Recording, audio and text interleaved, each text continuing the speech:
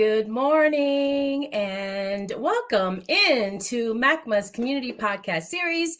We're here to inform, inspire, and support. I'm the host, Juana Anderson, the Community Engagement Director, and I want to thank you for taking time out of your day to tune in. Here, we invite our partners to join us for a conversation about their organization's service to the community, challenges they may be facing, and future plans, all the while weaving through ideas to help you have an impact on a child's mental health journey. Thank you for hanging in there with us. We're getting started a little bit late today.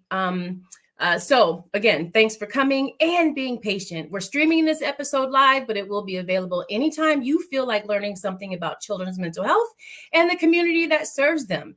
If you enjoy this video, please help spread the word. This is our second podcast series we've done, so please go back. Take a look at our first series, The Montessori Way.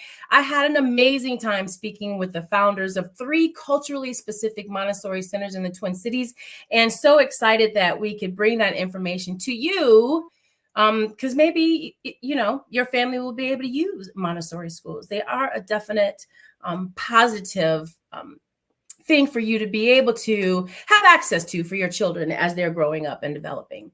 Also, during this episode, we'll refer to books, articles, other information, videos, and all of that will support the knowledge that you'll gain during our time together today. You will find those links in the description along with contact information for your guests so you can stay connected. I also want to encourage the audience to respectfully ask questions for our guests in the chat. If we have time at the end, and if there are questions to ask, we will do that. We'll keep an eye on things and bring those questions to you if there is time. The Minnesota Association for Children's Mental Health has a mission to promote and pursue optimal mental health from infancy to young adulthood. Every topic of this podcast is approached with an open and critical mind, exploring opportunities to view circumstances through a different lens. Being in this space means that we advocate for all children to have equal access and opportunities to develop the skills to nourish their lives. We begin to help others remove their blinders, while we are also being challenged to remove our own. We need to see other people, appreciate their perspectives, and perhaps even learn from their journeys. Engaging with community is what I do for MACMH, and this podcast is something new that we're doing to share our partners with you. We are a professional development organization. We provide excellent educational opportunities to providers and educators, offering continuing education online in our training series or through one of our 2 leading annual children's mental health conferences. We also recognize the need to provide our resources in a different and unique way that reaches everyone. And while podcasts aren't exactly unique, we do want to make sure that whether you're a parent or a caregiver, a relative or a friend of a child, or a young person who may struggle with their emotional awareness, we hope that sharing our resources with you in this way will become a valuable tool for you. As far as this particular podcast series goes, there are mental health issues that are specific to young Black boys that are not being addressed. And we must offer encouragement, give them permission, and provide safe spaces where they can be vulnerable. Throughout this podcast series, we'll discuss and provide tangible instruction on how we can work together to heal our communities. Today, in the 3rd episode of this series, we discuss solutions, real solutions, to how we can all be intentional and proactive in service of our Black boys. I also want to make sure that I take a moment right now to state that this podcast conversation is not an endorsement of our special guest in particular. We're simply sharing with the audience options and opportunities that exist in our communities throughout the Twin Cities that are here to help the audience gain knowledge and learn about the resources available to support children and young people that are in your lives. So let's bring on our guests. We're just going to pop them all on and then we'll introduce them once we get them here. All right. And only 3 of our guests are joining us today.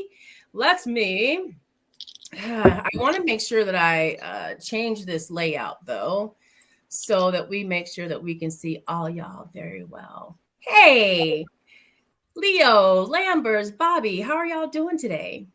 Doing well. Good morning. Pretty good. I was a little worried, with all of the internet outages and stuff that's going on. I'm hoping that we won't have very many issues today. Absolutely. Yeah, I saw Delta was even having issues, so we got it going. We above Delta. We still got connection, so that's all right. I watch Get Up every day on ESPN. I don't know how involved in sports y'all are. And so today it was very strange because they didn't have graphics or video, or they had nothing. It was just the fellas sitting there talking, except Dominique was able to Skype in. So Dominique it was okay to get him in. So nice. Very, very funny. All right, let me just do a quick little intro for you guys. Just a couple of liners. Bobby, again, from St. Paul, Minnesota. He is a recent St. Paul graduate, a standout athlete on the football team there at St. Paul Johnson, and so happy to have you here. Man, Bobby, you just gave me goosebumps so much last week. I appreciate you being a part of this conversation. Leo Howard is the program manager for the Greater Twin Cities United Way. Specifically at 80 by 3, Resilient from the Start, which is a trauma-informed care for Minnesota's littlest learners. I love how you all state that, Leo. It's so great. Lambers is joining us again this week. He is a marriage and family therapist, a national speaker on the topic of multicultural awareness and diversity, and has over 20 years of therapeutic experience. Now, when we have the whole group in, we are tipping over 80 years of experience between y'all. Yes, I love it. So before we jump in, I want to just ask y'all, what was the best part of your week? It's Friday. Happy Friday, everyone. What's been the best part of your week? Best part of my week is always spending time with my girls. You know, work is great to be able to help and empower other people, but it's all worth it when I get to come home and make sure I'm pouring into my daughters and making them feel special and loved. So that'll always be the top of my list. Aw. What do they call you? A girl dad? Yeah. Let's go with that. I'm just daddy. Whenever they call, I'm daddy. I feel like Nas back in the day when he had that song about being a father to a daughter. It's like a different perspective for Black men once you have a daughter. Whole world opens up. Gotta learn on the fly. Figure it out or bust. So. Yeah, it's a whole new world. Bobby, what's the best part of your week? Anytime I get to work out. Yeah, I'll say that for me. I just love working out. Yeah. Is that like, I hear that sometimes is church for people. Like that, is that your church? Yeah. Wouldn't say it's my church, but it's just something that I love. I love like being able to be active, like running, like just weightlifting in general. Just like being strong, to be honest. That's awesome. Mentally and physically strong. Yes, ma'am. All right, Leo. Absolutely. I will say I need to be making what Bobby's making in his day, the top. I need to be making that my priority too. I've been slipping, so I'm hearing these things for a reason. But my favorite part of the week, I was able to present at the MACMH Summer Leadership Conference yesterday. I did a lot of learning. Like I said, I presented, but my favorite part was hearing the keynote speaker and just some of the things that he was talking about, and a lot of my ideas and things that I've been working on like were really aligned. So it was validating in a way, just like hearing someone who has all this experience up there talking about this stuff. And I've never read his book, never met him, any of that. And a lot of the work that I've been putting into my curriculum was aligned with the things that he was saying. So for me, that was super validating. And then just anytime you're in a conference for the early childhoods, just sector, everybody's in a good space. You know, people are smiling, people are happy. They're not walking past you mugging. So that led me into my Friday. So, and then if at the United Way, we got Summer Fridays. So that's a good thing for me. So I'm on a roll. That's awesome.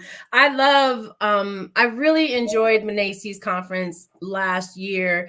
And MACMH stands for the Minnesota Association for Young and Early Children. I'm trying to remember what that acronym stands for. Yeah, don't get me in trouble. Right. I barely can say what MACMH stands for sometimes. Minnesota Association for Children's Mental Health. It's such a mouthful, but I can appreciate that. All right. Well, thank you. Thank you so much for just sharing. I wanted to do something a little different. The best part of my week has been I've had my grandkids with me for a while. They are up here visiting from Georgia, and I had not seen them since last April when they moved down there. So I've really enjoyed having them here with me. It's really different though, because I am old. I am in my ways. I won't say old and stuck in my ways, but when you live alone and you know that nothing's on the floor, when I use something and I put it back, it's going to be there. It's been a little adjustment. A loving adjustment. A loving adjustment. But I really enjoyed them being here. So that's been the best part of my week, which is why I wasn't at MACMH's conference over the last couple of days, Leo. I really hate that I missed it. All right. You guys ready to dive in? Let's go. All right. So the first thing I want to do is show a video. Last week I showed a couple of videos, and I have a few videos that I want to show today. But I want to start with cultural healing. Last week we talked a lot about what historical and racial trauma was, the impacts on our communities, what the ACEs are, adverse childhood experiences, and how the struggles that the adults in our lives carry around with them show up in our children's lives, whether that's, if the parent or caregivers is addicted to drugs or incarcerated, or when there's a death in the family or divorce. All of these things have an effect on our children.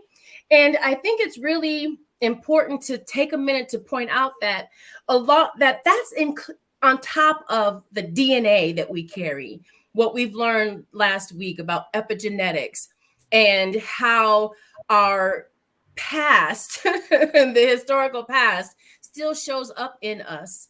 And then on top of that, our children experience, and even our communities experience, other types of trauma. And so I think that taking a moment this week to talk about healing and about solutions is really important, because we have the conversation about these things. We know what the issues are, right, Lambers? We know what the issues are, but now let's talk about how we begin to heal, how we continue to heal, because there has to have been healing going on already.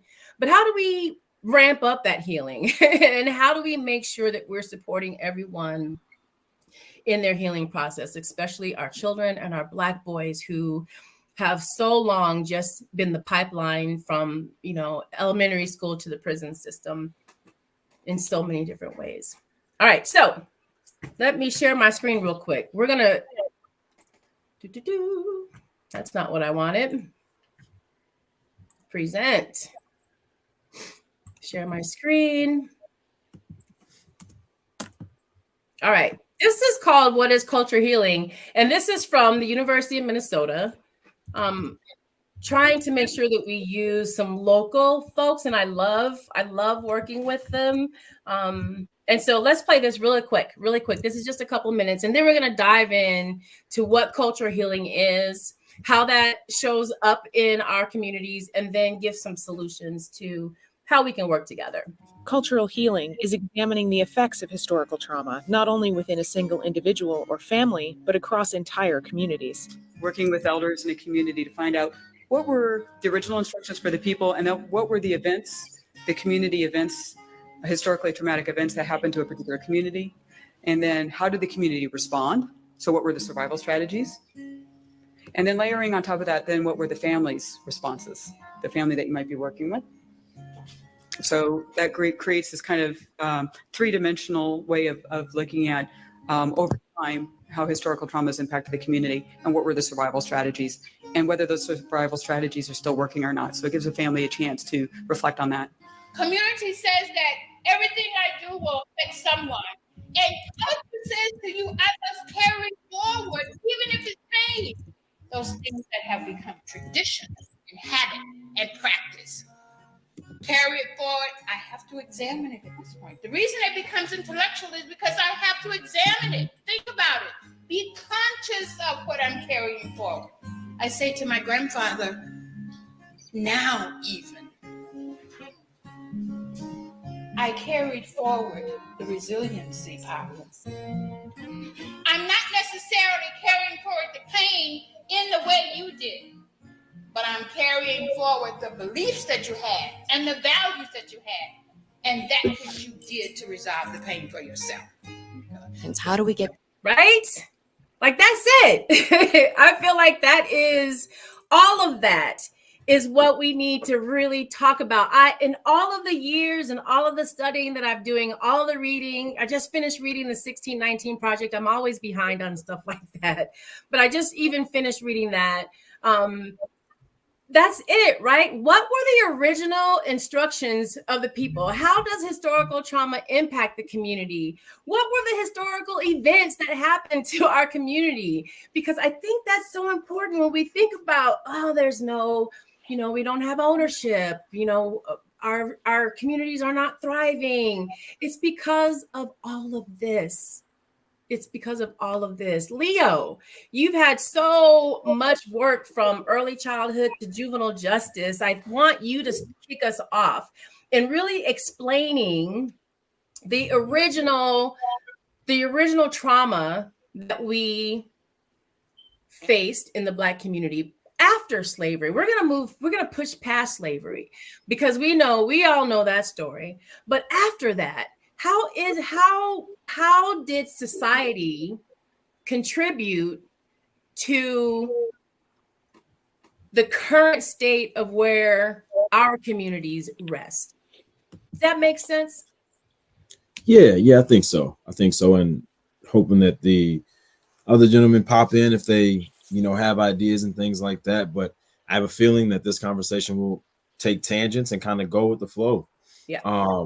So can you actually do me a favor, Tawana? Can you kind of repeat the question again, just so I can make sure that I'm answering it? Yeah. So when we think about Black communities, right, and the disadvantages that we have that are inherent, and I want us to talk about how that trauma shows up. How did our community respond? What were the survival strategies? Are they working? And then what are our responses? So, for example, you have, after slavery, there was a period of Reconstruction where we were thriving, and that's where Tulsa came in. So many thriving communities.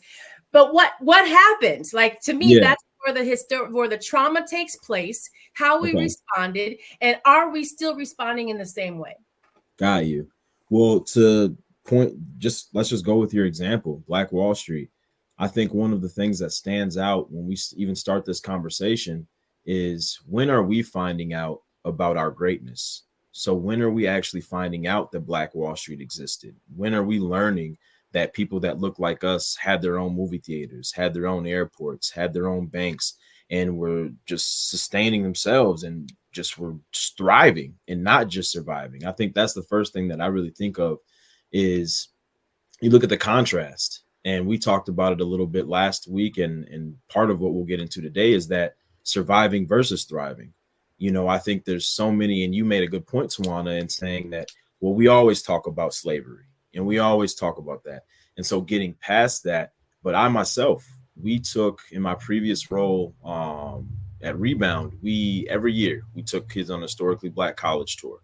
And one of the years we ended up getting just an up close and personal look at basically this long list of names of people that had been hanged, lynched, and they're just etched into these huge, like, cinder blocks hanging from the ceiling. And there was an older Black woman there, and somehow, some way, I overheard her talking about Black Wall Street. I myself was not familiar, and so something told me to go ask her. And I asked her about it, and when she looked at me, she just said, "Oh, baby," and she just looked so sad and just looked so defeated. And she pulled me aside, and I swear for like the next 30 minutes, she just was breaking it down to me. And so I think for me, that moment right there, it kind of was a great example of just, you can't own that greatness. You can't walk in that if you never knew that it existed. If you don't know that exists in your people, that your people did that, it's like, how do I know what I can be if I don't see it? Representation is so important. And so I think part of the issue is, I think society has intentionally made sure that we don't know these things, that we're not up on it, that we're and the other countless amount of towns that had Black people thriving in it that just were turned into lakes out of no, like just were flooded and just burned down, and just how horrific and how brutal it was burning our people, seeing them running down the street in flames. Then there's rumors of planes flying over, and instead of pouring water or doing something to cease the fires, they're putting a substance over it that's creating the fire, making the fire grow and just destroying everything. And so I think part of it is, like I said, there's an intentionality behind not showing a group of people their successes so that they stay marginalized, so that they stay in that place of feeling defeated. And yeah, I think like, and I know, Tawana, that there's like a huge broad question, but I think that's the first thing that comes to my mind is society has done a really good job, because that's what they're trying to do, and in not letting us see greatness in ourselves. And then as a result, growing up and not thinking that those things are possible. On those trips, on those historically Black college tours, you could see the kids 14, 15 to 20 being in a space where they're in DC and they see all these Black people thriving. They're driving not just Benzes, like they got the Maybachs, they got the Maseratis, and they're owning things, and they're walking with just this proudness to be who they are. And you can hear the young people like, man, I could live out here. And you hear the phrases, I've never seen this many successful Black people in one place. And we're just in the van driving by, and it's like, you see that click in their head where it's like, I can do this too.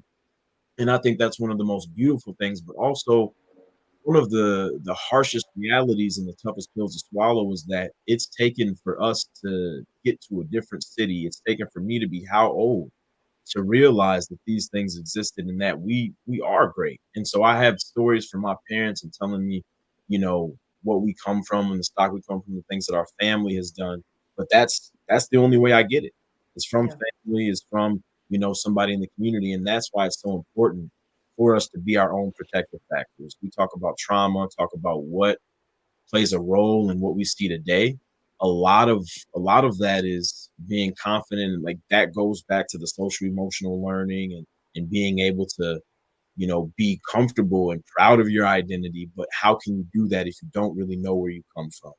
And so I don't want to keep rambling. I want to give other people a space to talk. But that's when you bring up that question, and it's a beautiful broad one. But that's what comes to mind first, is the fact that we've been set up in a way to hate ourselves, to not see the greatness that is inside of each of us.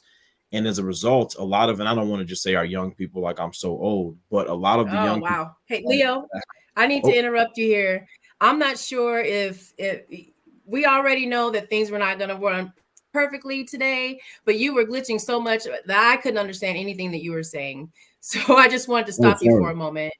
Yeah, to get, and just to let you see if we can get it. Did everyone else hear and understand what he was saying, or was it just me? Yeah, I can hear him smooth. Perfect. Yep. All right, awesome.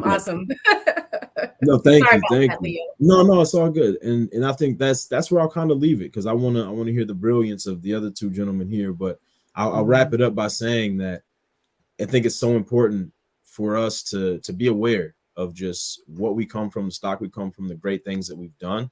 And as a result of that, like, we are seeing more places, at least over here where I live at, North Minneapolis, where you see that we have the Minneapolis Black History Museum and just different things like that. And like, you just see representation of us over here. So that, like, it's always been like that over here, I think, but I think it's starting to grow. I think it's starting to pick up a little bit, but I won't go into that too much. Like I said, I'll give that to our other panelists and let them kind of go from there.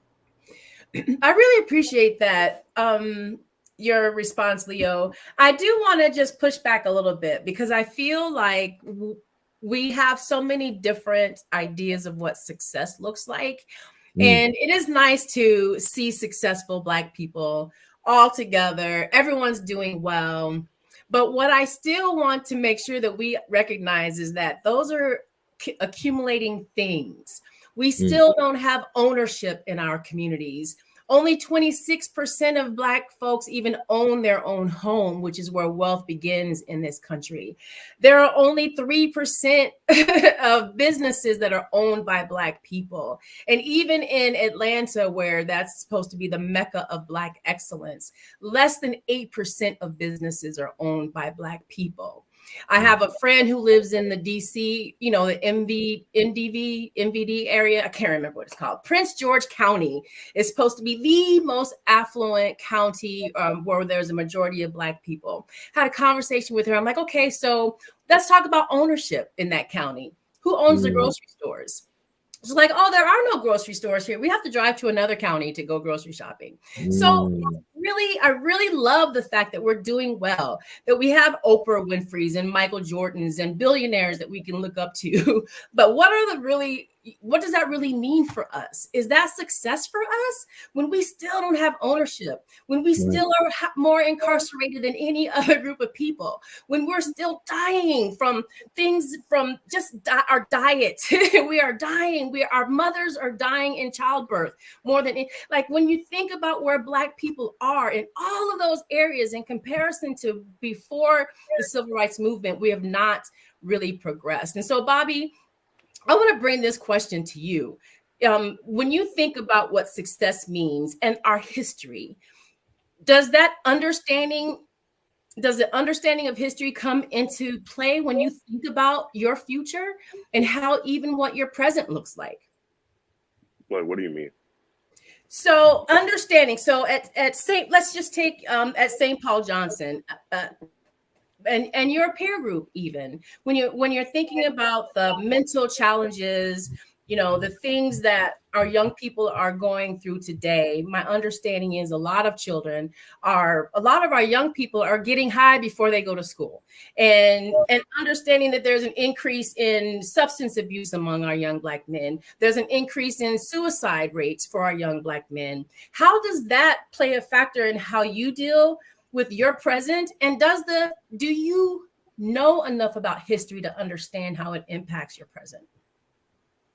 I feel like for me as an individual, I feel like I understand enough about history to know how it impacts me right now. I'm not saying that I know the full aspect of it, but I definitely do have a grasp on like what they did to hold us back as people, especially as being a Black man. Like for the thing that you said about like how we have the Oprah Winfrey's and the Michael Jordan, for me, I don't think they care if we get rich, but I think they start to care if we start to own businesses and we start to make our own things to be able to leave our name and impact for history and generations to come. I feel like that's where the difference comes into play.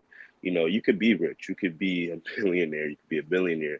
But at the end of the day, if you're not out here owning land, if you're not out here owning a businesses, putting your name forward to leave your impact in history, that at the end of the day, your success is going to be lost throughout time and time and time and time. You feel me? So I just feel like that's kind of what I feel like on it. I feel like for me as a person, I don't care about how much money I make. I don't care about necessarily becoming a millionaire, but that's not in my plan too. My plan is to be able to come forward with so many different type of people that you're gonna have, like, people are gonna remember my name if I was to pass on, or just if I'm named after a street, if I own my own business, if I own my own Rexer. That's what my plan is to be. I don't necessarily care to make millions because I don't think they care for us. I don't think they care about us making millions. We have so many pro athletes, so many rappers, so many singers. But I think they start to care when we start to own businesses, when we start to buy our own houses, when we start to do these things to really marginalize us as people and move forward together as a community. That's when they start to care and start to do things like gentrification, pushing us out and stuff like that. So that's what I believe on it. Absolutely, Lambers. I feel like when we have conversations in our community about the state of Black America, our communities today, even just thinking back, specifically as I think back to the civil unrest that we had after George Floyd was murdered. There was a video of this young lady who was talking about why we burn down our own communities. Right? Why we do that. And I don't know that historical context is ever given to situations like that. There are so many reasons why we respond the way we do, and it's all historical. Lambers, talk about that just for a minute.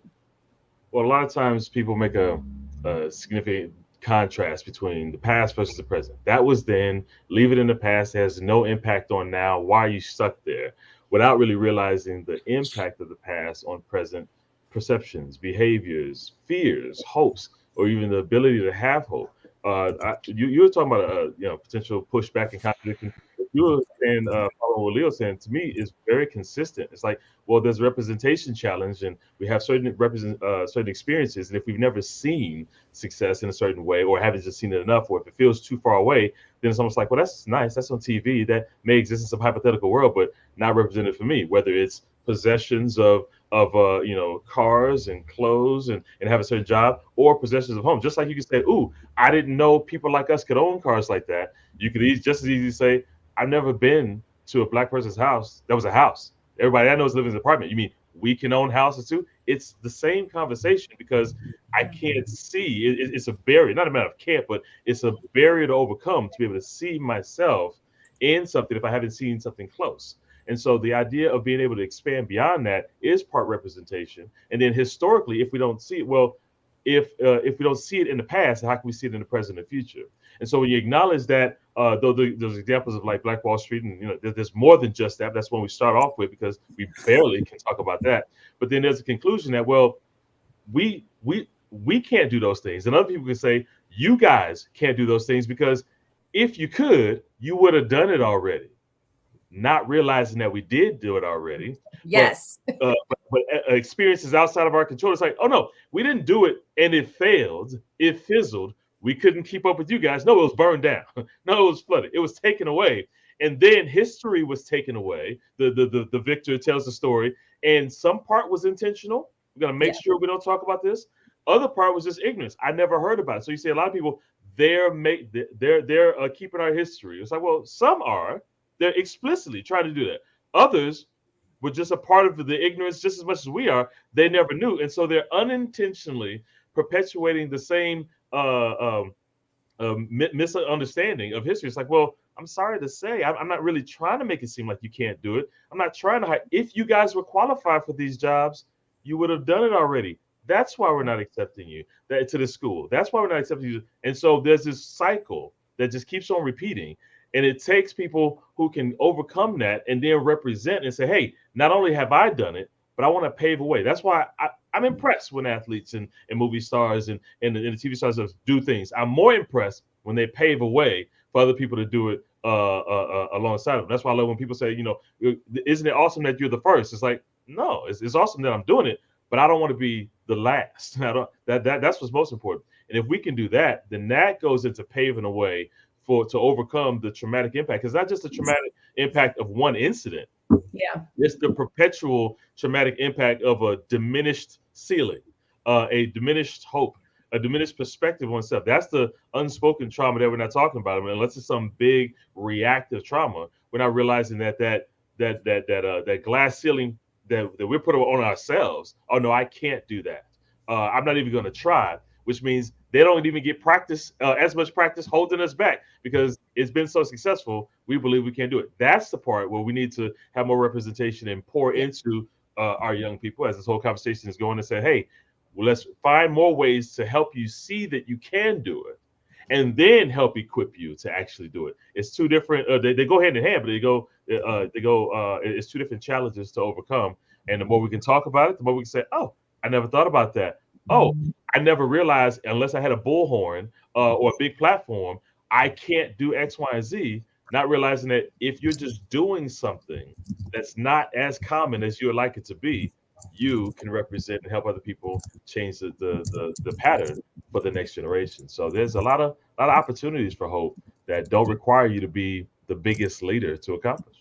Yeah, that's what history has done, right? It has put that knee on our neck for so long that the not breathing just becomes normal. Leo, I think that's one of the things you said, like the negativity just becomes normal. The loss becomes normal. Everything you know, our diminished capacity becomes normal, and we start to say, oh, they're not going to let us do that. We'll never be able to do that because they're not going to let us. But that is a learned behavior. History has shown us that even when we excel, nope, we're not going to allow you to do that because you are not as good as we are. So how dare you try to be as good as we are? And so having that historical grip on our communities is, I think, where we need to really begin this healing conversation so our children can believe in a better and brighter future. When I first moved to Minnesota, and this was years ago, I pulled into this gas station that's right on Dowling, right off of 94, Dowling and 94. Lindell, maybe it was Lindell and Dowling, but there's this, you know, car that was banging the music so loud that all of our cars were vibrating, boom, boom, boom. And he was in the store, so I walked in the store and he was paying for his stuff. I'm like, oh man, is that your car out there with, you know, with the nice sounds? He's like, yeah, you know, a little bit proud. Yeah, that's me. That's me. Says, you know, by the time you get to 30 years old, you're not going to be able to hear. You know, I'm trying to just be funny and have a conversation with him. And he took a minute and he says, well, I don't really see myself living past 30. So he didn't care about his hearing because he didn't even see his future in any of that. And I remember that so vividly, and it still impacts me because the hopelessness that he gave me. As a child, that's when we should be hopeful. Bobby, do you have hope? Do the people in your friend group, the people in your school, the young people that you know and associate with, do they have hope for the future? Because I think that's an important place to start.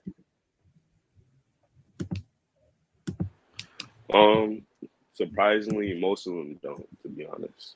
And some of them do, but it takes a lot to find it within yourself, especially for some of my peers, even for myself for a long time. It's kind of hard to find that greatness that, okay, what can I be other than an athlete or a rapper? You feel me? That's like, it's hard to find those things because there's not that much representation within the community, especially being from Minnesota. You don't really see that at a high volume, or where I feel like I didn't see it at a high volume. So it's kind of hard to see yourself in a future where you don't see yourself at this age, you feel me? Where you don't see people like you at this age doing certain things like, owning businesses or stuff like that. So a lot of my friends, they really don't tend to see into their future, but some of them do. It just takes a long time. It takes a while to unlock it, and it takes it takes a difference. You know, it takes, okay, even if I don't see it, I want to be that thing that I can see. I want to be. You got to kind of create your own role model out of your future self. You feel me? And you got to kind of hold on and cling on to that. Wow. I don't even know how to respond to that, Bobby. Wow. Leo, you have been in the space of juvenile justice before, really dealing with our young Black men. Are you familiar with, you know, their resilience? What is the hope that they have? Yeah, absolutely. And I love talking about this. It's like a pull. It's like a pull. And in my experience, I can't speak for every young person in the world, but the young people that I've come in contact with, oftentimes there's this pull. There's such a resistance to any traditional type of therapy, especially talk therapy. There's such a resistance to wellness itself because it's been ingrained in a lot of us. I'm not even going to talk about just our youth, but in a lot of us, that reflecting, self-reflecting, and being real about some of the trauma that you've dealt with and really kind of sitting with some of that stuff is an opportunity for someone to take advantage of you. It causes you to be in a space where you're always on guard and where you can never actually truly heal.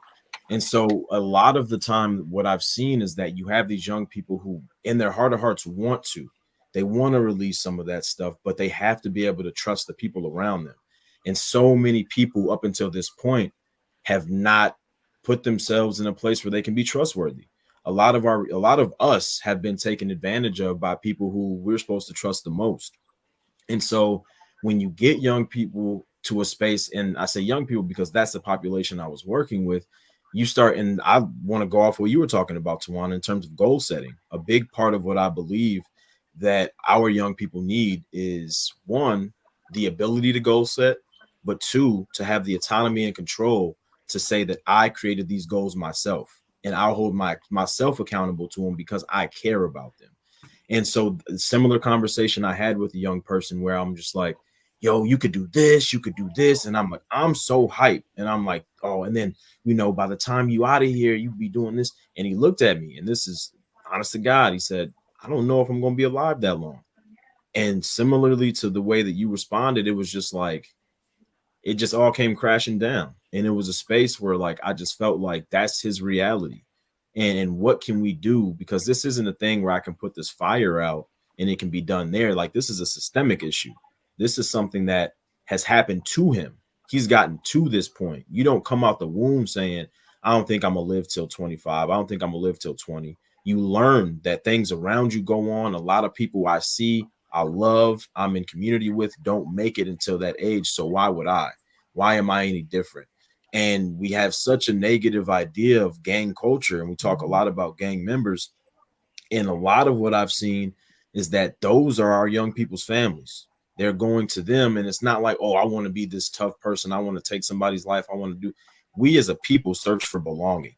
We search for community. We search for groups. And if you don't have that, and again, I want to be very clear, and I'm not blaming the family. I'm not blaming the parents. I don't want to get into that. But if you don't have that, from somewhere outside of the home, you'll seek it. And oftentimes that leads you to find people in your neighborhood who are doing the same thing that you're doing. And that's really what it is. And so ultimately, what I got into understanding is that our young people, like I said before, they have to feel like they are driving the car. Like, we provide the car, we provide the gas, we provide the map and the snacks, but they got to drive. And once they get to that end destination, we have to celebrate it and be like, step back, look what you did. Look what you did. And kind of going back to the original point, though, it's so hard for a lot of our young people to even see themselves in that light, see themselves as being their own version of successful. We talked about what does success look like. A lot of the young people I've worked with have a hard time even defining that. Yeah. Bobby talked about this a little bit before. There's not so many prevalent examples outside of being a hooper, outside of making music, outside of sports and things like that. And so now when we do get older and we start to see, therapists who look like us coming around, who we start to see bankers, we start to see people who are in, investing, who are doing things with real estate, all of those things all of a sudden become possible. But you can't say I want to do something if you don't know that it even exists. And so a lot of what I've seen is that it really is from scratch. And it's not even from scratch, but there's so many things that have become learned to keep ourselves safe. I want to make sure that I highlight the importance of that too. Our young people aren't doing this just because it's the cool thing to do. They're doing it because it's keeping them safe. They're doing it because that's what they've learned, and they're surviving. They don't have the opportunity to thrive. They don't have the resources in their community to thrive. When they go outside, they're not seeing just this beauty. They're not reaping the benefits of that. And so it's like, how am I going to subscribe to this feeling of, oh, well, you should talk to somebody about your feelings. You should get a therapist. You should participate in therapy. It's like, why am I going to do that when I can't trust anybody? And so one of the things that I really, and I'm going on a tangent. Like I said, before we started, I love talking about this. But what I've learned from the young people is that we have to sometimes, as the older people, tuck our pride and actually listen, actually learn. And I think that's one of the things too, is we talk about goal setting. We talk about getting them to a space where we are working to achieve our goals, but we have to care about the goals. We have to make sure that it's things that are catered to them. So I use the term a lot of co-creation, where again, like I gave the analogy of they're driving the car, I'm bringing the snacks. But at the end of the day, I want you to be able to say, I'm going to accomplish this because it's what I want to do. So a lot of the goal work that we did when I was a residential program administrator would be surrounded around things like, okay, you keep getting pulled over because you're driving without your license. Let's get your license. You are getting into trouble because you're out here doing X, Y, and Z, trying to make money to send it back to the family. Like, these are things that are really happening, not sob stories. Kids are really trying to provide for their families. And so it's like, all right, let's do some work on your resume building. Let's figure out your schedule. Let's actually put something together so we can go out, search for jobs, find the jobs. Let's do tangible things. I think a lot of people get so caught up in, well, these young people don't want to learn, they don't want to listen. But I myself am not going to listen if you're just talking. If you're not bringing me anything tangible, if I can't see and touch and feel and do and make the progress that you're telling me I can make, then what am I talking about? Like, I need action. So many people have talked a big game and let them down, that it's to a space where it's like, no, I'm not going to listen to your empty promises. You got to show me. You got to show me. And I think that's a big part of it. That's a big part of it. I'm sorry. I know I kind of took it and went somewhere else, but that's a lot of what I've seen. And your quote, Tawana, with the music, like, that really makes me think of so many examples that I have of our young people wanting. And like I said, there's this balance, there's this back and forth where they want to be successful. Like, they know in their minds, it's not cool for me to be impoverished. I don't want to be poor. I don't want to, not have what I need. And at the same time, this random person who I just met a few years ago is now telling me to tap into things that I feel really unsafe about, that I've been told my entire life to not talk about. And it a lot of it comes from trauma. What happens in this house stays in this house. Don't talk about that stuff, because there's a healthy distrust of systems too. There's a feeling for a while, and I remember growing up, where you couldn't just go to school willy-nilly talking about what was going on in your house, because there was a real risk that you could get taken out of that house. Yeah. And now you create this whole space, this whole believing, and it becomes your being. You're living it. I can't trust anybody because they will disrupt my familial unit. I'm gonna be quiet. And pass on to somebody else. But this is one of my favorite topics. Well, listen, healing has to begin somewhere. And I'm getting little tidbits from all of you all, as we're thinking and talking through this. And we're going to talk a little bit more about co-creation before we get out of here today, Leo, because that's one of the things that we had talked about as we were thinking about what this podcast would even look like. So we're going to define what co-creation is and what that would look like. But at some point, the adults in the room need to take responsibility for raising our babies.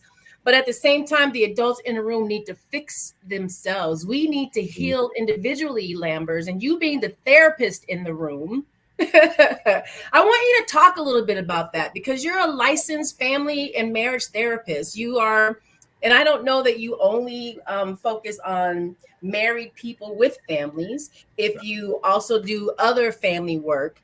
But how do we adults start to think about our own healing so that we can be a positive influence on the children in our lives? If we don't know better, we can't teach them to do better. Absolutely. And that's exactly where we start. We acknowledge that we can't take them someplace we've never gone before. We can encourage them, we can hope, we can push, but in some ways we can start the work ourselves in order to pave the way for them. We start by acknowledging that it's safe to talk about our own history, explore what things are influencing our decisions, not just to get sucked into, well, that's just the way it's always done. That's the way my family's always done it. It's like, yeah, that could be true. And you can understand why your family's always done it that way. Just because that's the way it's always been done doesn't mean that's the best way. It is not a violation of your family values. It's not dishonoring of your parents to say, hey, thank you for doing the best you could, but I'm gonna do something a little bit healthier so that my kids can have even a healthier, and it can just keep on getting better. As opposed to to do something different would be to say that my parents or grandparents did something wrong, and I can't do that. So we have to keep this trend going. That is not a recipe for success. And so we have to start with ourselves, acknowledge our strengths and our growth areas, acknowledge our healthy coping skills and our unhealthy coping skills, and to say, let's analyze it. And part of it is just doing it ourselves so that we can have something better to offer. The other part is modeling that, boldly declaring, hey, I'm not perfect, kids. I'm not perfect. And that doesn't make me, it doesn't violate my right to be your parent by acknowledging that I'm imperfect. It means that I'm going to give you my best imperfect, and I'm going to try to make that best a little bit better. while I'm figuring it out, I'm gonna guide you along the way, so that you'll realize when you're an adult, you can still be figuring it out too. That's just something we need to get better at. It's not easy, but it is worth it. And then in that process, modeling a path forward has to be core part of that healing, because it can be easy to say, hey, well, there's something better. That's nice. I didn't even know there was something better before. Now that you let me know there's something better, but that's like saying, hey, look, way down that road, there's the Emerald City, but in between that and now is a really dark forest, and there's a lot of barriers. There's a lot of conflict. There's a lot of bad patterns. There's a lot of opposition. There's a lot of people who don't want me to succeed. So thank you for letting me know that there's Oz at the end of this yellow brick road, but I'm gonna need your help to show me a path forward, because I see a path forward with sports. If I do this, jump through these hoops, boom, I see a path forward with me. I see a path forward. I don't know whether I'll be a part of the 1% that can attain it, but I can at least see that path forward. If you show me somebody in a business suit and say they have a good job and a good house, whatever, that's great. That lets me know it's possible. But is it possible for me? Me, that I don't see a path. Where's the yellow brick road? Where's the 10 steps? If you can't show me that, then thank you for letting me know one more thing I can't accomplish. But if we own it ourselves and say, hey, this is as far as I've gotten. It ain't even as far as I wanted it to go. But I got this far. I would love for you to exceed me. Let me tell you all the things that I've done, show you, and then push you forward. And then you do the same thing. And then one generation after the next, we'll get even further. Not as flukes, not as the 1%, but as a whole community. We can have examples of path forward. But that path forward, that's where the program creation comes in. It's not about the program itself, but how is the program equipping someone with either a path forward, removing a barrier, overcoming something. That's where the programs really have their value. That's where, whether it's a program or just one family member at a time, or a therapist can come in and say, how can I help you have a push or remove a barrier? It's one or the other. Either I'm finding a way to push you forward in one way, giving you a boost, or removing a barrier that would stop you along the way.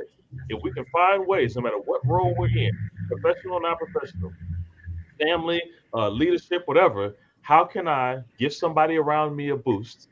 And how can I remove a barrier that either I'm in a position of power, even if it's not a big position, a position of influence, position to remove a barrier before they get there, or help them with the tools to overcome a barrier. I can either remove the rock, or I can teach you how to climb the rock. But one way or the other, pushing people forward, that's where we can see some progress, one relationship at a time, one situation at a time. And I think we can all do that. It doesn't take a special select group of people. Okay, now who's responsible for this? Where are our leaders that we hold up this mythical idea? These people who are supposed to lead us all, it's like, we can all be those leaders. We can all be those leaders to somebody, one person at a time, to say, hey, I don't know it all, but I know this. Okay, now do something with it. And if we're all doing that, we can do a lot with those somethings. Yeah, you make it sound so easy, Lambers. I love the visual of Emerald City is there, but there's this forest in between that's not going to be easy to navigate through. And so it would be nice to be able to add to that story, to that narrative, Lambers. Hey, you know what? Our ancestors kind of cleared this forest out a little bit so that you can see Emerald City better. So that's where I want to get to. Why has it got to be so hard for us? Like we have worked hard already to contribute to this country. Let's just keep it real. And the fact that history has erased all of that and changed our narrative really makes me mad, to be honest with you. But Bobby has written this wonderful mental health book for his peers. And I want to talk about that because as we think about healing, Bobby, you're already on that road. You've taken it upon yourself to work through mental health and build your emotional wellness on your own through this amazing book that I just love. So talk a little bit about how the idea came to you and on your journey to kind of write this book to help your peers navigate their own ways through their mental health journeys. So the idea of it, honestly, Like I love reading. You feel me? It's a hobby that was passed down from me from my mom. I love reading and I also love poetry. Like I love reading poetry. I love hearing it.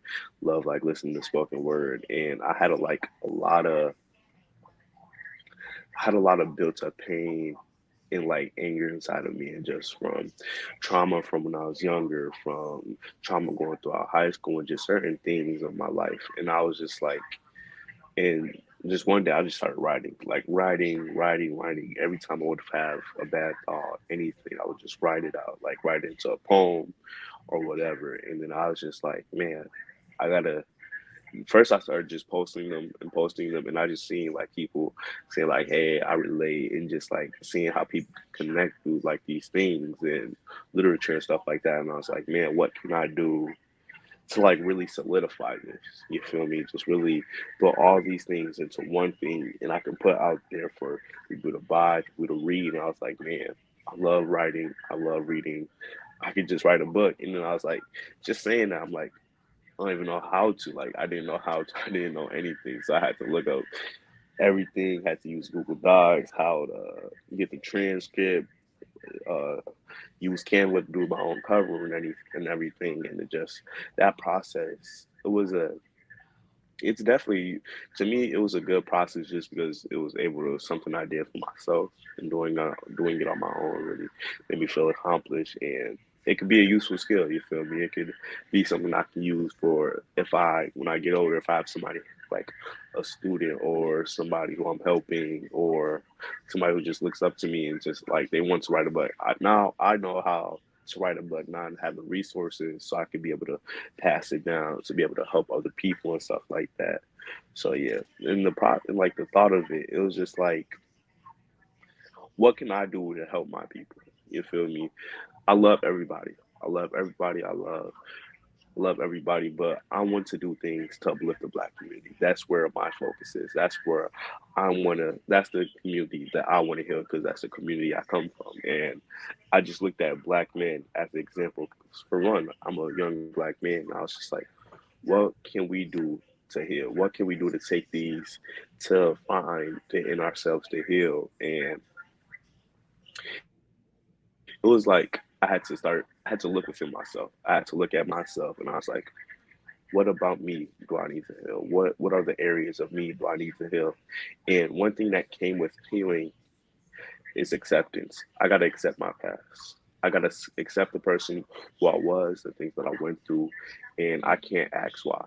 You feel me? I can't say why this, why that. I gotta accept it. I gotta understand we all go through things sometimes, and I can't change the past. I can't run from the past. I have to face it.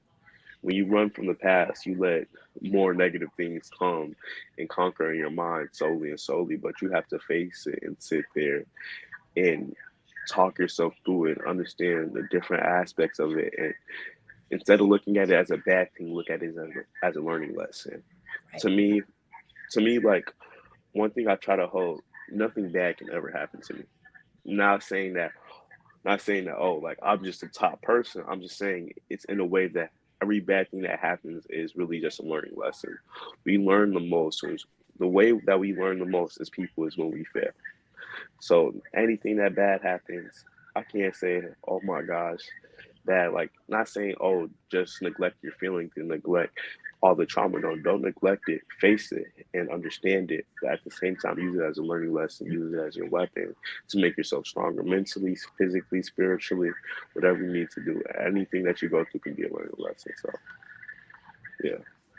I appreciate that, and I really appreciated reading your your book of poetry, and the one of the good things. And Leo Lambers, I'm gonna have to recommend that you get Bobby's book. You can go right on Amazon and get it. But the way that he created it, every page is a different poem, but then there's space on the page where young people can actually write their own feelings about how they were affected by that poem, how they can relate to that poem, the common ground that they can find with with Bobby, the author. So I'm really, when when we come back next week, we'll make sure that we share the link so that people can get your book of poetry, Bobby, because I think it's something that your peers would really appreciate. Absolutely. Bobby, can you just say the name of your book real quick? Like, the Falling Uprise. Do you want me to type it? Can I type it somewhere? Oh, What it's called? Yeah, it's in the description for the episode today. So if you go to YouTube and you scroll down, look at the description, there's a direct link to the YouTube page where you can even purchase his book. Yeah, I just found it. The Falling Uprise. Okay. Yes. And like I said, I enjoy it, and I hope that everyone else who gets it, buy it for someone in your life, a young man in your life. They'll be definitely touched. We're at an hour already, but there's still something we've really talked about how we begin to heal. One of the things, and Leo and Lambers, that you can talk about really quickly as we can, is this buzzword that I've found called liberation therapy. Liberation therapy. Have you heard of that? No? Not specifically in that way. I mean, in a certain mindset to be able to help people, again, using similar language that I was using before, overcoming barriers. It just matter whether the focus is on current barriers, past barriers, but those internal barriers that help people move forward that you may not see. You may not see on the outside. It's like, why can't you just, the outside person says, and that in person says, it's like, well, that's something I need to overcome. So if it's anything in that direction, then it quite fits, except a lot of times it's a barrier that you didn't even know existed. It's somebody else's barrier, the historical barrier, transgenerational traumas, and all those type of things. So if it's in that direction, then it's quite consistent. Yeah. And liberation therapy, my understanding is that it really is about communal healing.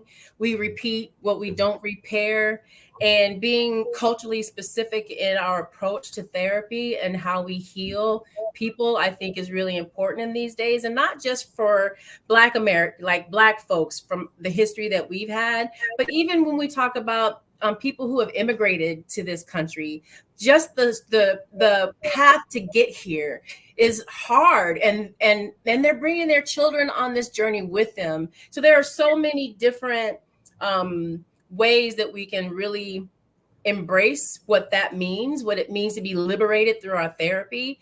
I think that was an important thing to mention. So we've been talking about healing today. We've had some really great insights, but I want to be very specific as we wrap this up to talk about how we begin to heal. And Leo, I want to start with you. How do we heal? How do we begin to heal from the standpoint of early childhood work that you're doing, bridging that gap through juvenile justice? Let's be specific on how we move past survival to showing we can thrive. And I'm gonna go a little backwards, but I'll jump right in. I think one of the things that you have to be conscious of is being proactive instead of reactive. We definitely have to get ahead of things. You have to have your benevolent childhood experiences to balance out the adverse ones. You need your protective factors to combat the risk factors. And so we talked a lot about, historical trauma and things like that. And one of the most important things is being real with yourself and the people around you, so that the generations after can properly deal with whatever comes with that. And so I think you start the healing process like systemically, not just for one person, but systemically by really getting to a space where you are aware of what risk factors can be, and just knowing the term and having a shared language. And so like just having any experience that can increase the risk of a young person developing a mental health challenge. And then the flip side to that being protective factors. And so we talked a lot about that today in terms of how we can all become protective factors, how we can all be conditions or attributes that mitigate or eliminate the risk of a young person developing mental health challenges. So honestly, to start that healing, to get us as a community to a space of healing, we have to be aware of what's already been done. And that's a lot of what we're doing with the 80x3 work, is getting involved early, providing resources to these organizations now, and a lot of what we're doing is, I don't want to sit here, I want to be clear and say that the United Way 80 by 3, we're not creating anything new. A lot of these early childhood development organizations have existed for over 100 years. And so a lot of what they've been doing and providing in terms of the social emotional learning that our young people need, they've been doing this since the beginning of time. We just want to make sure that we have a shared language, and that when the new shiny thing comes along, we're not sweeping the tried and true things under the rug and pushing that off. Right. And so, kind of going on that more, um, the early childhood work is providing the opportunity for our babies to get the social emotional learning they desperately need. These impact our ability to forever develop healthy identities, to manage our emotions, to feel and show empathy for others, and really to establish and maintain supportive relationships. You know, you think about all those things that it impacts, and then you think about what would happen to someone if they didn't have those, if they didn't have that ability to work on that consistently from birth. How does that show up? And me coming from the juvenile justice side of things, you see it every single day, you see it play out every single day. There's not an ability to build strong relationships, there's that distrust there, there's not an ability to disrupt the I need this now, you know, and think about what happens in the future. Yeah. And so I think to really get us to a place of healing collectively, we have to be in a space where we are actively ourselves being those protective factors. Bobby said it in, I think, our first one. Like, we need, and you said this earlier, Tawana, as well. We need people in the community to step up and continue to lead that healing and be the example, and talk about ourselves.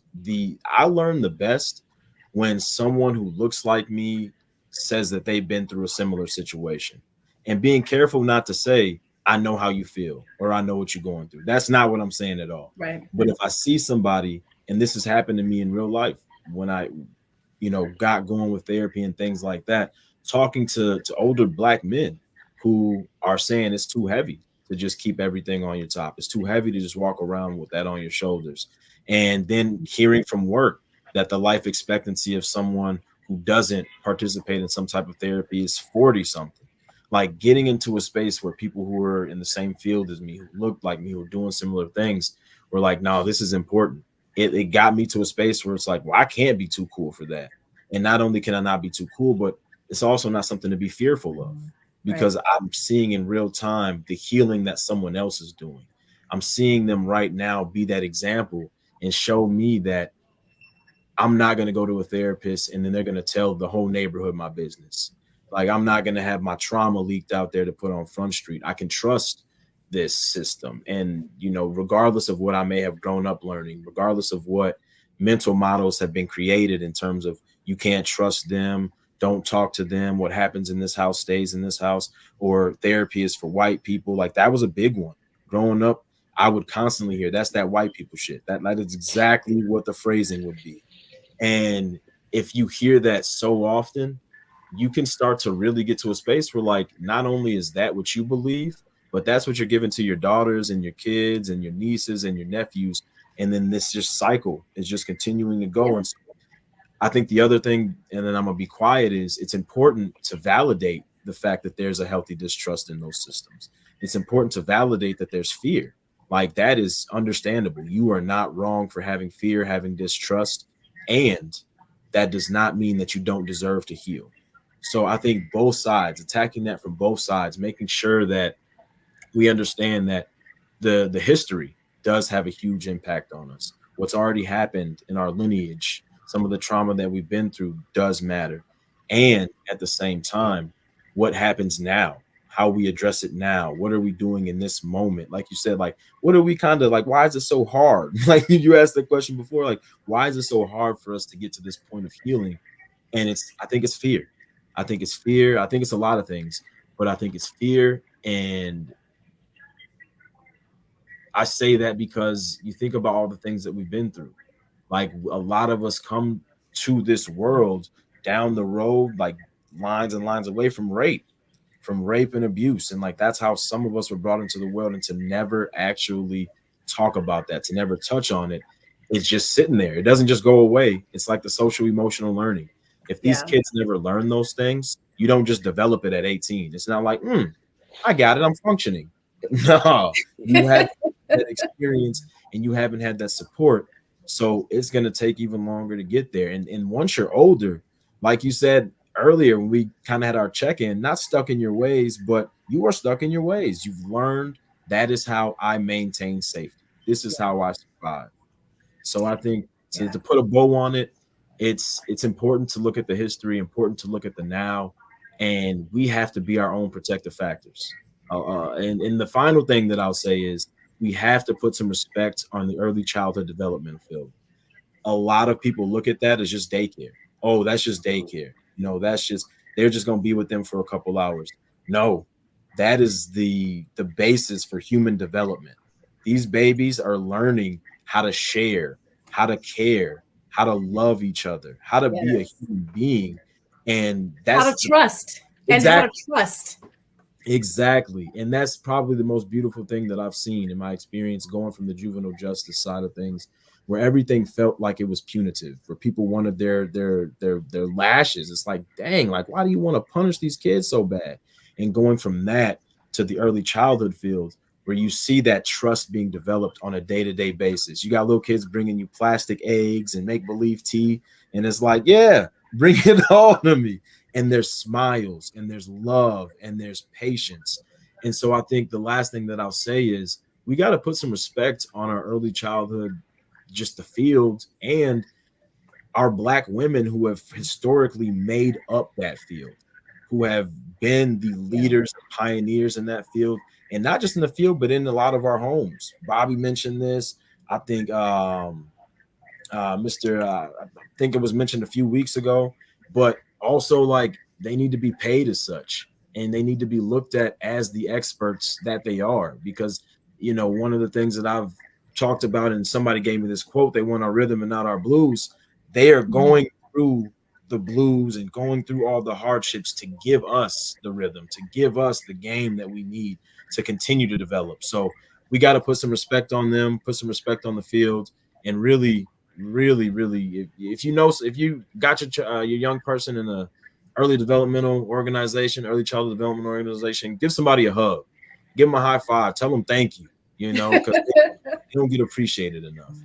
Man, and there's so much and I didn't have I probably have said this in our conversations in the past, but I don't have a clinical background or a psychological educational background. I have none of that. But one of the things that my organization has done is created this guide. And Leo, you know what I'm talking about because you were at our conference last year and you should have gotten the guide for free. It was a great gift that we were able to give everyone. But I've literally had to read that in order to understand children's development. I did not know that. As a grandparent, I didn't understand. And I had a conversation with my daughter who has had some of her nephews visiting her since her kids are here with me. I'm like, you're not getting any break from kids while your kids are gone? That's a whole nother story.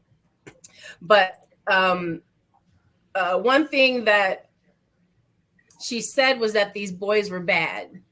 And and that's when I was able to say, listen, I don't know that that's really the best way to look at it, because what I've learned in early childhood is that to ask the question, what happened to you? Instead of what's wrong with you, what happened to you? What is it in your past that gave you this coping mechanism of badness, because probably what it is a lack of attachment with the main caregiver in their life, the main person in their life. And so being bad is a barrier. It allows them to not get close to anyone because they've had a bad experience about getting close to someone before. It could be something like that. But I think early childhood, Leo, the best thing about it is when you start shifting that question from what's wrong with you to what happened to you and what is this behavior trying to show me.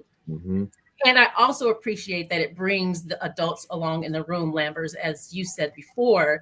It's really important for the adults to be right in order to teach their children. And I love the fact that you said, hey, I can still be developing myself as an adult and still bring this child, to bring my baby with me. But one of the things I have heard, Lambers, and I want you to talk about this, is sometimes parents back away from that. They don't want to deal with their own stuff. So they're not trying to go and figure out what, how to help their children, because then the light shines on them. Do you have that experience in your, in the work that you do? And then, just tell again from your perspective how healing begins in our families, in our marriages, because all of that trickles down to our children.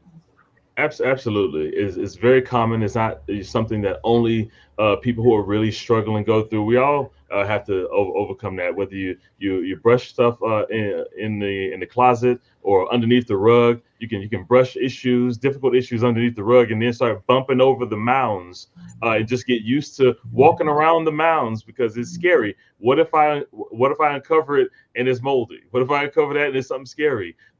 Relationship wise, historical wise. It is scary the longer it stays there. And if you just learn to deal with it, then your kids learn to just walk around mounds. They never learn to address it. But if we show, hey, it's scary for me too, but it's worth it. It's worth the benefit is worth it. The strength that you get out of it is worth it. Then they'll see modeled and say, hey, when I uncover something, it's worth it. It's worth it. When I experience that fear, when I experience that discomfort, it's worth it. So if we model it, it can be worth it. So it's not to say, well, just do it. It's not really as bad as it seems. No, it can be scary. It can be hard, but it's worth it for yourself because that relief of one less burden on your back, one less mountain to go around is worth it for you. And that difficulty can feel even more worth it when you know it's going to pay off for generations to come. Not just the next generation, but what they're going to do for the next generation. You model something healthy. As far as, how that piggybacks over into the healing conversation as a whole, the main thing I would suggest is that idea of accepting that it's hard. A lot of times we have this idea that because of the past, the historical past, because of the negative connotations and the messages that have been passed on, that we have to uphold this strong black man, strong black woman idea, such that we can't acknowledge that it's hard. We can't acknowledge that it's heavy. I picture, a young black man carrying something. No, I can carry it, but it's heavy. I can carry it, and then they pick it up, and their arms are shaking.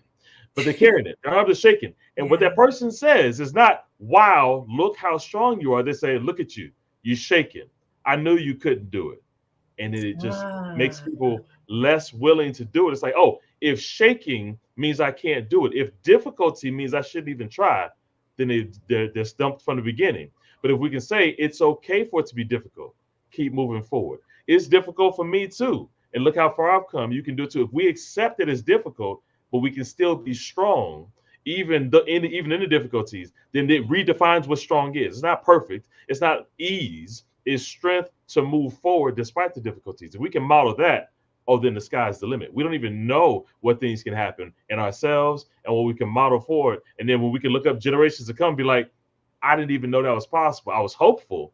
And my willingness to tackle something difficult helped contribute to that. How awesome is that? And we can do that one difficulty at a time, but being transparent about it, being open about it, even though it's vulnerable, even though it's difficult, the benefit makes it all worth it. I love that. I love that. I have one more video before we wrap it up, because of course these conversations are always so great. We're way past our hour right now, but there's one more video that I wanted to share. I watched Just Mercy this week. And so I have a video of Brian Stevenson, and he's talking about recovering from history. And that's kind of where I got that quote, we can't recover from this history until we deal with it.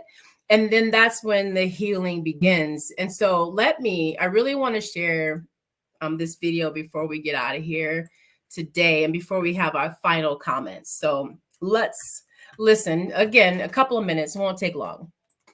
We have been practicing silence about our history for a very long time. In this country, we don't talk about slavery. We don't talk about lynching. We don't talk about segregation. We have a hard time talking about race, and it has burdened us. We don't think it's odd that we don't talk about this history. We actually think it's odd when somebody tries to talk about it. If we react to the effort of trying to talk about it as if that's the threat, not our continued silence. We're doing a lot of damage to each succeeding generation.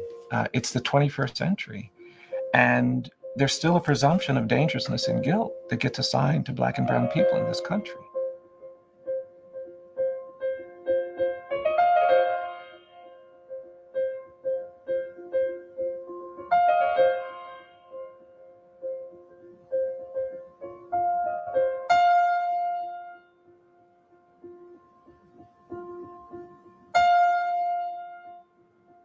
We haven't created spaces in America that deal honestly with the legacy of slavery. You know, my view is that the great evil of American slavery wasn't involuntary servitude and forced labor. It was the narrative of racial difference that we created to justify it. We said Black people are different than white people. They can't do this, they can't do that. The Supreme Court said they're 3/5 human. And this ideology of white supremacy, that narrative of racial difference, that was the true evil. So for me, slavery doesn't end in 1865, it just evolves. It turns into decades where we have terrorism and lynching, and our courts and our systems of government tolerated Black people being pulled out of their homes and hung from trees, sometimes on the courthouse lawn. The legal system, the rule of law was complicit. The Black people in Boston, the Black people in Cleveland and Chicago and Detroit and Los Angeles and Oakland didn't go to those communities as immigrants looking for new economic opportunities. They went there as refugees and exiles from terror in the American South. And then we lived through this period of civil rights struggle that had some success, but it didn't ultimately confront that narrative of racial difference. And so now we have a system of criminal justice administration that is very racialized, where we tolerate bias and inequality. Listen, I recommend that you go back and watch the entire video. It's not long, a little bit more than 6 minutes. But I have such respect for Bryan Stevenson and the work that he's done historically and what he continues to do. As you look at that video, Bobby, I want to bring it to you because of the voice that you bring as a young Black man who is working on your future, who's building your future, who's really done a lot of work on your own healing. What are, from your perspective, name 3 things that someone who's listening today, someone, a young person, or even a parent or a grandparent like me, give me 3 things that I could do to make a positive impact on a Black boy's emotional wellness.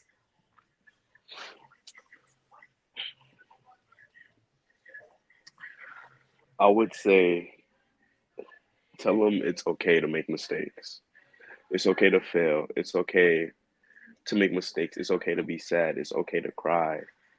And it's okay to have moments where you need to break down and shut down. I would also say, this is a very good question. I would also say give them the space for them to be themselves. Give them the space to develop as a young man. Give them the space to become who they are. Give them the space to make mistakes, to mess up, to fail, to do something that they shouldn't do, because we all got to go through these moments to better ourselves. Especially as being a young man, we need these moments for ourselves to go out there, to make mistakes, to do things, to mess up, because to me, that's how we learn the best. That's how we develop best. That's how we grow the best. And another thing is,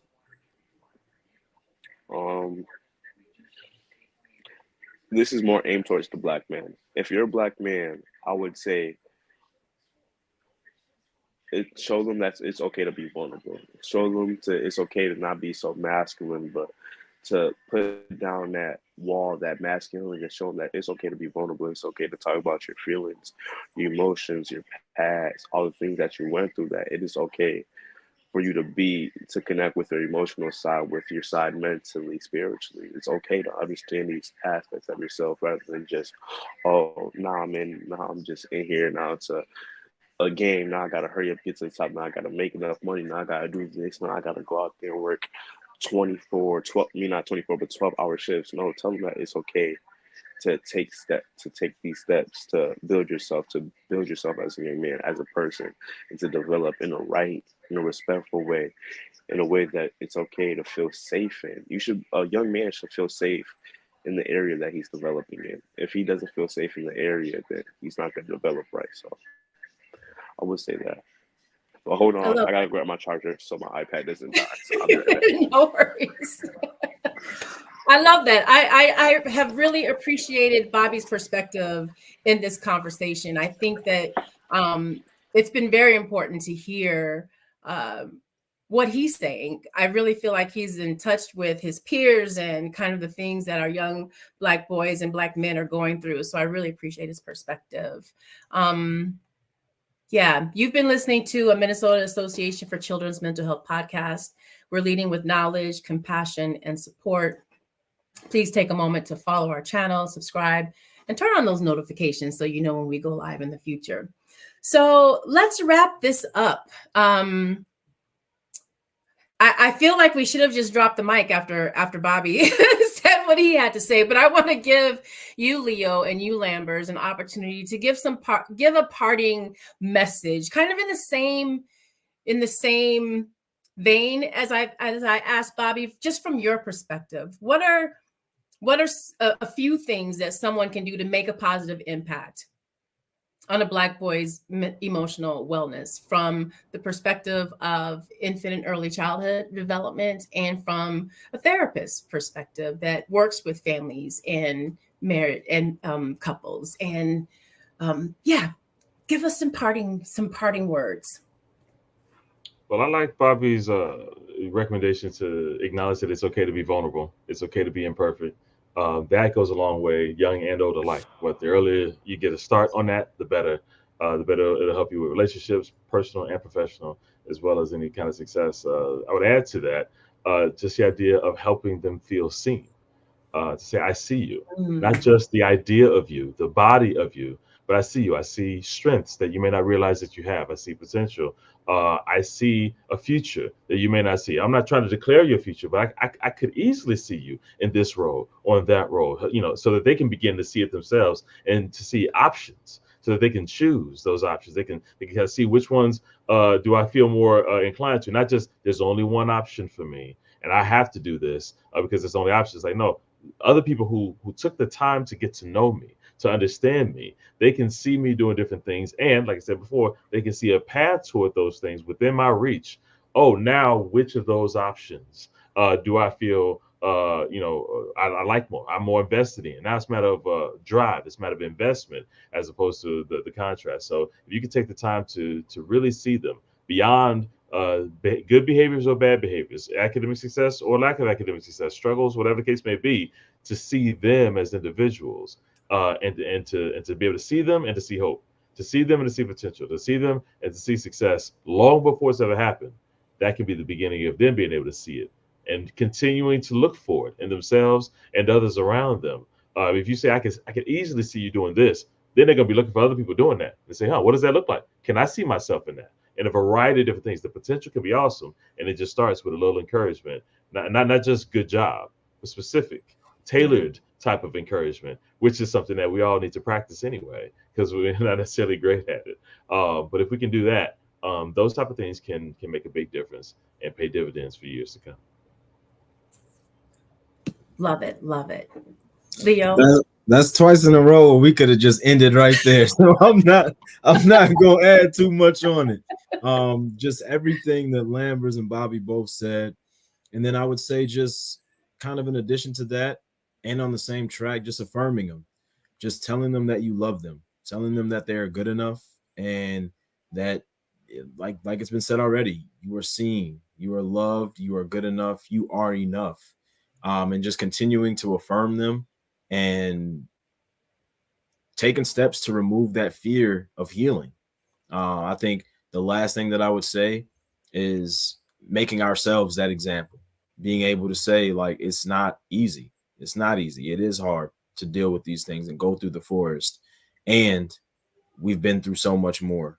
And this is how we create that change. And this is how we really do get to healing. So, like I said, both of them, we could have dropped the mic after them. Everything they said. But I would say lastly, just affirming them, letting them know that they're loved and they're enough.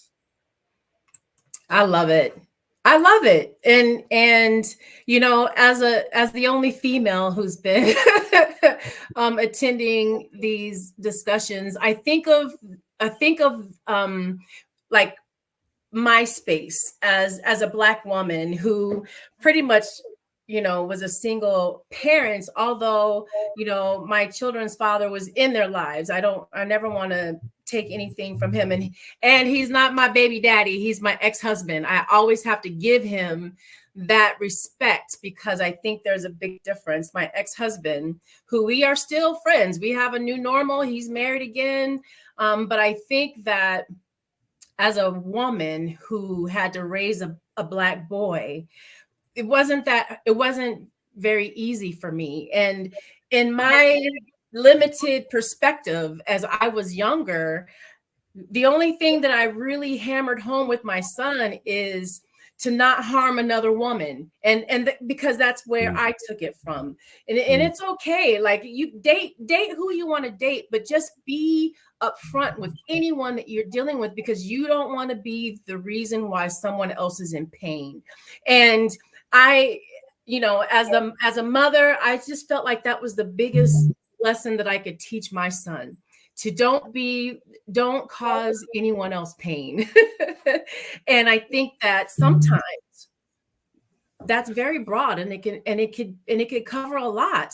And before we leave, Bobby, you're the last one. I'm going to let you drop the mic again, because as I think about how I've raised my son as a single mom, and understanding that you have been raised by a single mother, give me that main quality or that main lesson that you've learned from her as you develop as a Black man. It's pretty much, for one, it's pretty much the same thing you said, that, you know, don't hurt no young lady or don't do no wrong by her. But yeah, I'll say that's like the main lesson, I'll say. But I feel like if one thing, if I had to say to all like out there, like single moms, Black single mothers who's raising a young man, is that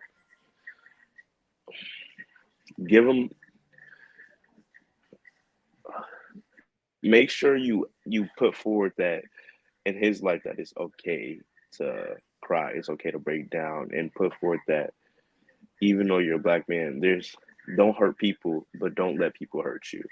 Don't let no young lady come into your life, come and hurt you. Don't let nobody interrupt your peace, disturb you for who you are as a young man. Keep that solitude within your mind, within your body, and within your spiritual self. Like, always make sure they're not hurting other people, but check in, make sure no people is hurting them. That's what I feel like sometimes we, you know, some mothers might forget to see that. Yeah. Make sure nobody's out there that's hurting your baby, and make sure nobody's hurt. Like, make sure your baby's not hurting them. Make sure nobody's hurting your baby. You feel me? That's what, especially like being young men. That's where that, okay, it doesn't matter what people do to me. It just matters what I do for other people. You feel me? As long as I'm doing right by other people, anybody can just do whatever to me and I'll just be fine with it. No, you got to make sure you instill both sides and both parts in them so they have some type of peace and solitude. And make sure they know that even when they get to relationships, romantic, friendship, business relationships, that they can't be hurt, that their peace can't be disturbed. So yeah, I'll just say that little bit of peace. Yes, I love it. I love it. I love it. Thank you. Thank you. Thank you. Leo, Lambers, Bobby, as usual, you have wrapped up this week in such an amazing way. I am just so grateful that each and every week you've been here with me to have this conversation, because it is an important one. So again, thank you. If y'all could just hang back. Do you have another 5 minutes to give me? All right, let me wrap it up and then I'll come back to y'all. So let me go ahead and remove you again. Thank you. Thank you. Thank you. Let me get them out of here really, really quick so then I can have a conversation with you. Man, what an amazing conversation that we had. It was all about healing as we were, creating this podcast, we wanted to make sure that, number one, with that first episode, that you were able to meet everyone that was going to be involved with this series, because it's important to know that the people that you're listening to who are giving you advice know what they're talking about. And as I mentioned, we have over 80 years of experience in this field, whether it's from mental health, therapy, or just being a man. There's so much experience in this panel, and I've just enjoyed learning and asking questions. One of the things that I think that I learned most about today is a lot of the healing that we need to do needs to start with ourselves. And we need to overcome the fear that we have on being better, on doing better, whether that's going to see a therapist or making sure that we're vulnerable with our children so that they know that they can be vulnerable as well. It's that fear factor that we have to overcome. And it's been beaten inside of us, to be honest with you, to be fearful of being successful. It's, we're fearful of supporting each other. We act more like crabs in a barrel, and we need to act more like ants. Fire ants in a storm. That's another video that you need to go and see, because there's a big difference in how the survival of crabs and ants are.